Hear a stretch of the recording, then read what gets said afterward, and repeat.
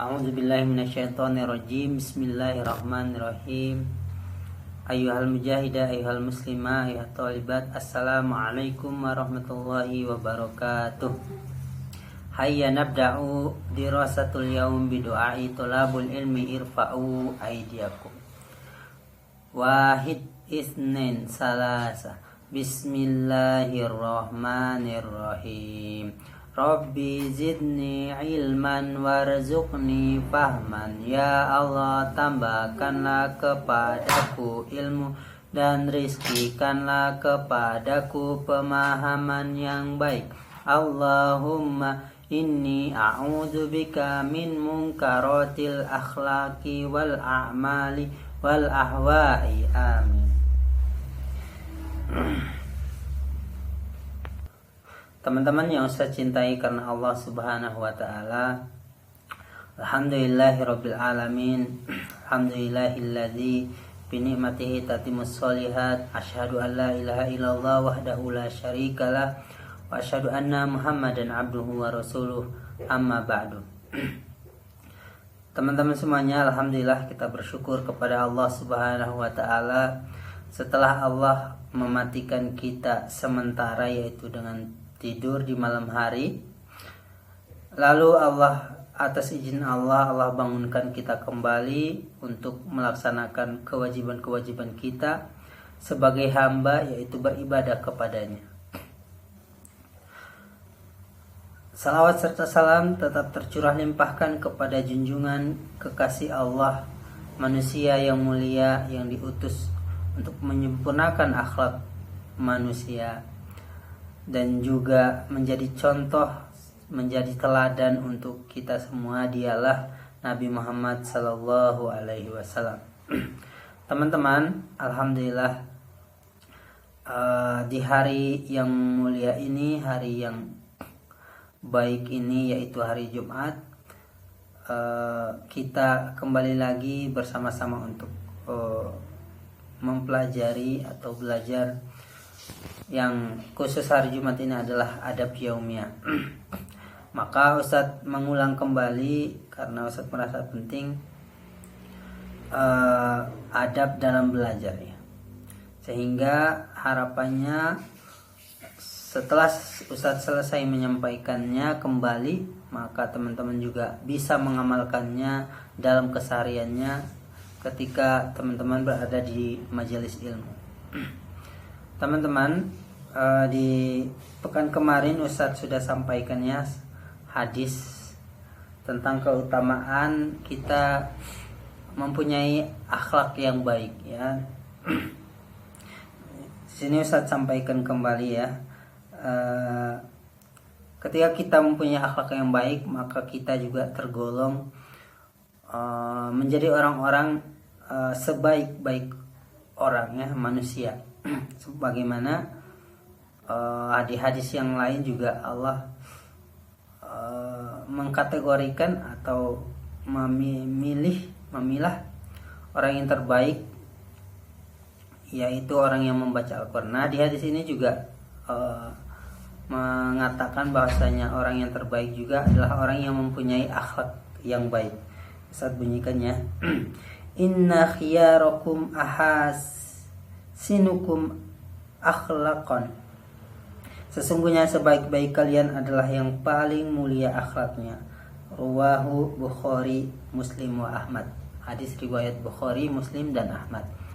Nah, ini menunjukkan bahwasanya kita harus mempunyai akhlak yang baik sebagaimana contoh Rasulullah SAW.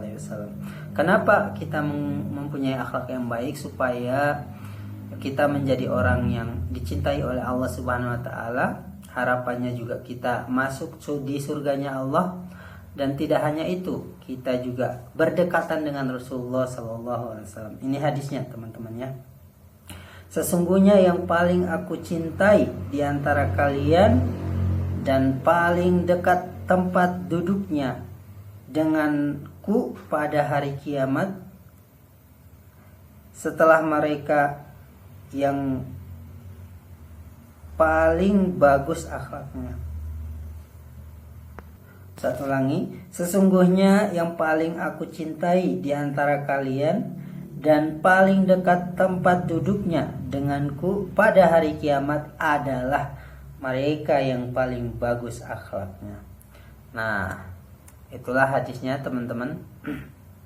Maka kita dituntut untuk mempunyai adab akhlak yang baik, sehingga harapannya kita menjadi orang yang dicintai oleh Allah Subhanahu wa taala dan Rasulnya, dan juga kelak ketika di yaumul kiamah, ketika di hari akhir kita kembali kepada Allah dan juga berkumpul bersama Rasulullah SAW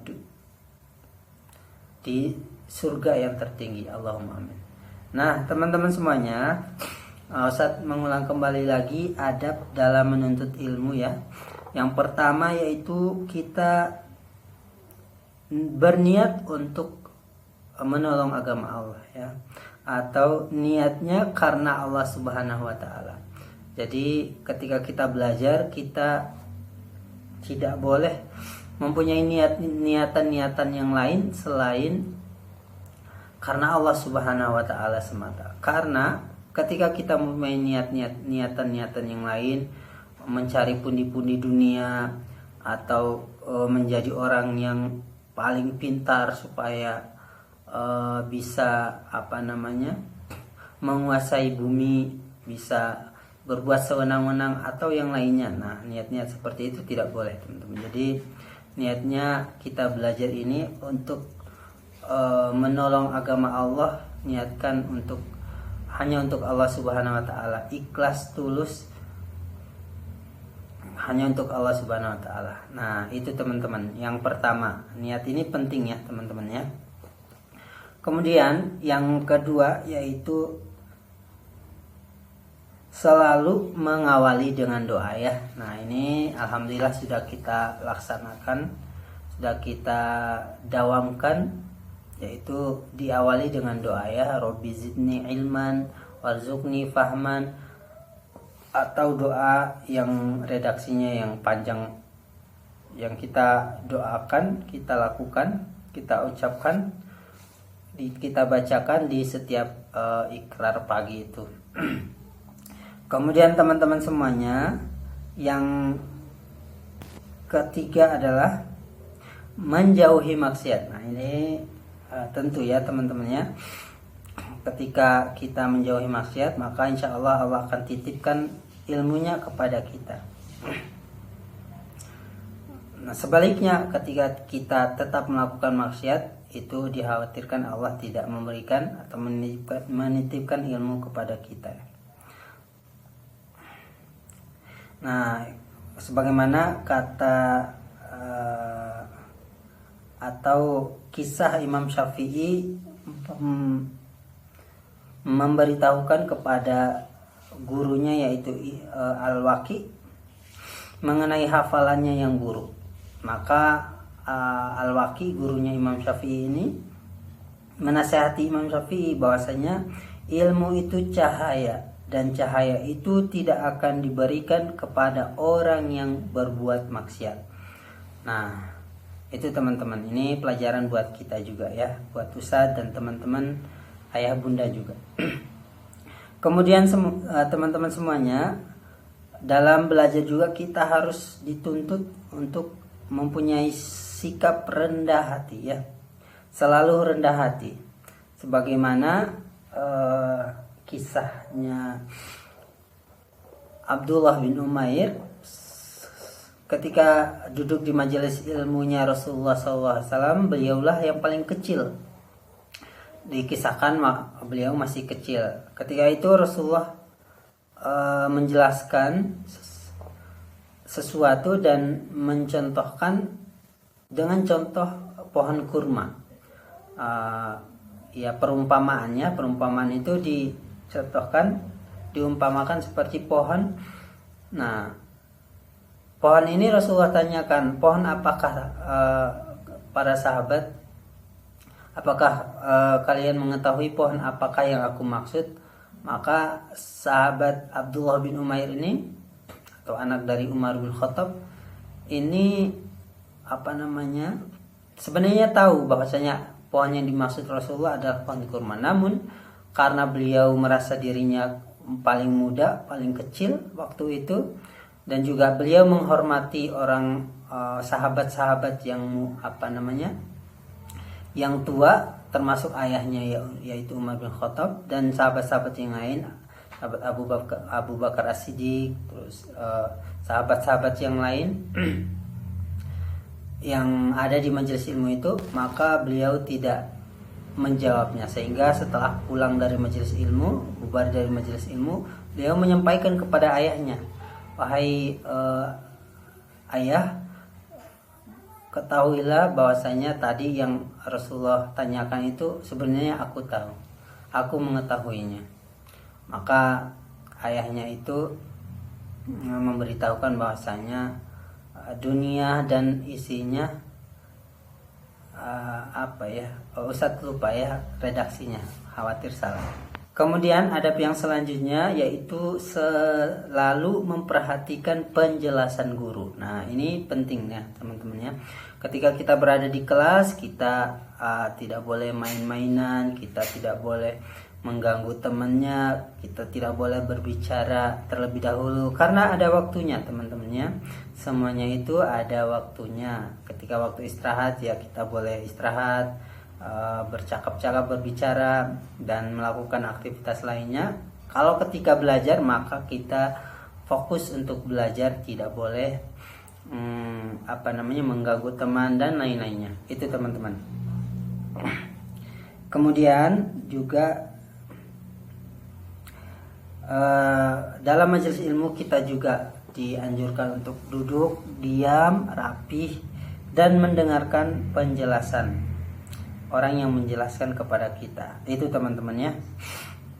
Dan ya menyimaknya dengan baik. Nah, selanjutnya teman-teman, ada belajar yang selanjutnya itu mengamalkan ilmu. Nah, setelah kita mendapatkan ilmu, maka ilmu tersebut kita amalkan supaya ilmu yang kita dapatkan itu dikatakan ilmu yang sesungguhnya. Nah, kata Imam Syafi'i, ilmu yang sebenarnya adalah ketika dia mendapatkan ilmu dan dia mengamalkannya, itulah ilmu yang sebenarnya. Nah, di perkataan ulama yang lain teman-teman, ketika kita mendapatkan satu ilmu dan setelah itu kita amalkan dalam kehidupan sehari-hari, terus istiqomah sungguh-sungguh seperti itu, maka Allah akan tambahkan ilmu-ilmu yang belum diketahuinya. Ilmu yang dimaksud adalah ilmu syariat atau ilmu yang menjelaskan tentang keislaman ini. Itu teman-teman. Nah, kemudian ini tambahannya, kemarin Ustadz belum menyampaikan, yaitu adab dalam belajar. Kita upayakan berwudu terlebih dahulu ya. Ketika batal wudunya, kita berwudu terlebih dahulu, kemudian barulah kita belajar atau menuntut ilmu. Nah, karena ilmu itu adalah cahaya, dan ya kita juga harus memuliakan ilmu tersebut dengan kita bersuci terlebih dahulu.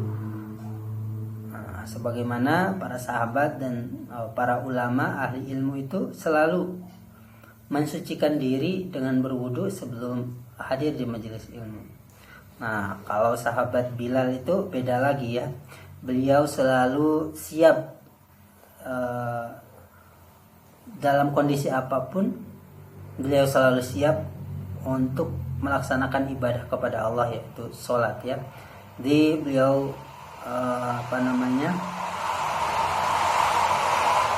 beliau selalu menjaga wudunya. Ketika batal wudunya, maka beliau langsung mengambil air wudu dan sholat. Setelah itu sholat 2 rakaat. Nah, maka hal tersebutlah yang mengabarkan Bilal bin Rabah itu belum meninggal. Rasulullah sudah mengabarkan bahwa terompah atau sendal satu itu sudah masuk di dalam surga. Masya Allah ya. dengan amalan tadi, menjaga wudhu. Maka kita upayakan juga kita harus menjaga wudhu kita. Nah, itu teman-teman adab dalam menuntut ilmu. Yang ini adalah pengulangan, review atau pengulangan kembali supaya kita semuanya mengingatnya kembali dan melaksanakan adab yang sudah kita ketahui ini, teman, adab belajar. Allahu a'lam bisawab wal afu minkum. Wallahu a'lam bisawab. Hayya naqra'u bilhamdalillah wa du'ai kafaratul majlis irfa'u aydiyakum. Wahid isnain salasa. Alhamdulillahi rabbil alamin. Subhanaka Allahumma wa bihamdika asyhadu an la ilaha illa anta astaghfiruka wa atubu ilaik. Akhirul kalam. Assalamualaikum warahmatullahi wabarakatuh.